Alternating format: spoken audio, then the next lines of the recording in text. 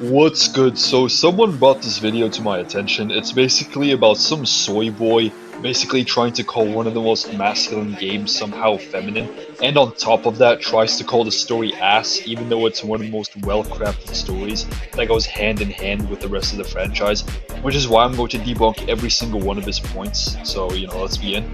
Every single character in God of War is a cuck. He has had 2 wives and is literally proven to be stronger. A failure. Everyone learned something at the end of the game and even had their character grow. Fat. Have you ever heard of a strongman physique? You'd get slapped by one of these guys and your scrawny ass would be hitting the Family Guy pose.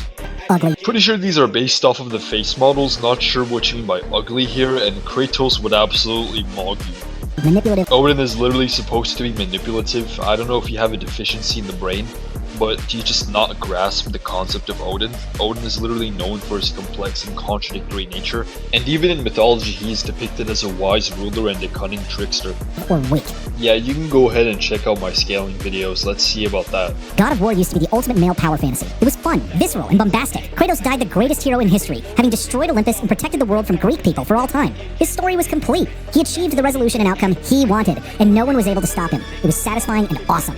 Kratos died. I don't know if he even finished God of War 3 because first off, he didn't actually die. Unless of course you mean that the character in a metaphorical manner died. But even then, he died not exactly as a hero, but an anti-hero, with just enough self-awareness at the end to try to do the right thing in the situation he was put in. He basically understood that power without restraint would lead to nothing but ashes. Which, is hence the quote at the start of God of War 3, which was, "The measure of a man is what he does with power." So you're just mistaking his catharsis for glorification. They decided to dig up Kratos' corpse and inject him with birth control so that he could punish anyone who loved his awesome deeds. The only way to continue a story that is already complete is to tear it down, deconstruct it, subvert the foundations of what made it great, and punish the player for ever liking it in the first place. People played God of War because it was cartoonishly violent, and because it was fun to kill the gods. The new God of War games spend their entire runtime showing Kratos as an apologetic and guilt-racked shell of his former self. Yeah, dude, I think you need some birth control because you made this video spouting irrational points as if you're on your period.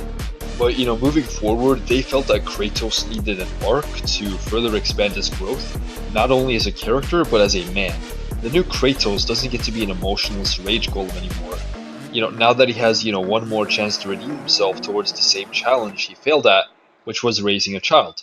Hypermasculinity without any direction at all would essentially just be self-destruction, which is what God of War 1 to 3 showed us. Real masculinity would be accepting your mistakes and choosing to be better anyway. Not because it's easy, but because it's hard, and that's why it makes you a man.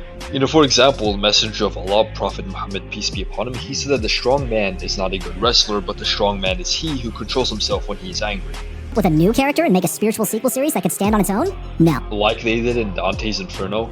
Do you remember how that game got pretty much forgotten because it was just a copy of God of War? Kratos is an institution, and the Norse games managed to complete him. You could argue the ending completed his character, but if we think of it in the grand scheme, not really. Kratos is immortal, and towards the end of God of War 3, we can literally see that he is not dead. If the original trilogy was about rage, then the reboot would be about restraint. The blade is still there, although sheathed. Everyone knows that his quiet stoicism is just a mask, and every time that mask slips and the player is allowed to be Kratos for a few brief moments, they're immediately told by the game that this is bad, dangerous, and wrong. All of the things that make Kratos a man are evil. No, it doesn't. It shows you the cost of old Kratos. When Kratos rages, people die. Families are shattered, real men learn from that. Every time Kratos lets the mask slip and gives into his old ways, the world reminds him. You don't get to rage without consequence. Even in the old games, for example God of War 3, every kill was a consequence for Greeks.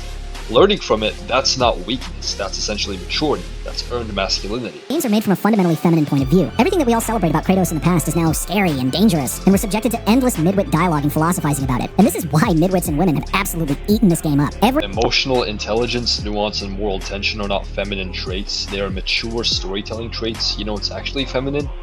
That's whining about not being able to kill everything in sight because the game has a story. God of War 4 and 5 are tragedies, just like the Greek saga, though steeped in Norse fatalism, existential moralism, and father-son dynamics. If you're calling that feminine, then I doubt you even know what male and female is.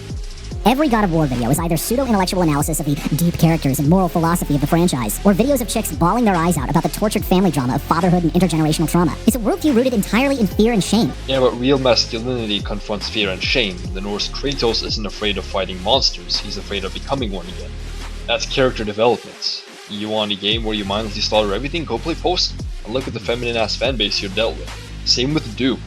Fear and shame are universal human experiences, and the way characters deal with them is the entire point of mythos. You're being bamboozled by the melodramatic emotionalism of the dialogue and tears of the characters to distract you from the fact that Kratos could solve literally every problem in Midgard just by telling his son to shut the fuck up and watch daddy take his belt off and go to work. You do know that Kratos tried that in the earlier games, right? And it ended with his wife and child dead, and the world literally imploding. But if you think beating everything to death is a winning life strategy, no wonder you're throwing tantrums about fictional characters growing up. Do any of these people look intimidating at all? Instead of powerful enemies to defeat, Kratos is walking on eggshells around fat alcoholics and pencil-necked dorks. Is there anyone who thought that Odin seemed imposing when he made his entrance? He's 5 fucking feet tall, and this is just a humiliation ritual for people who like God of War. And who wrote this? This is student film level dogshit. Zeus was literally Mr. Olympia. So what's a real threat look like? Obviously, a chinless weakling from Brooklyn. Oh boy, here we go. You do realize that some of the most dangerous people in history weren't 7'4" monsters, right? We got Adolf Hitler, Napoleon, Julius Caesar. Do I need to go on? Odin is imposing, but he is charismatic, manipulative, and cunning. That's the kind of power that creeps into your home with honeyed words and, pretty much poisons your family from within. That's something you do not want to be around. That's something you want to keep from.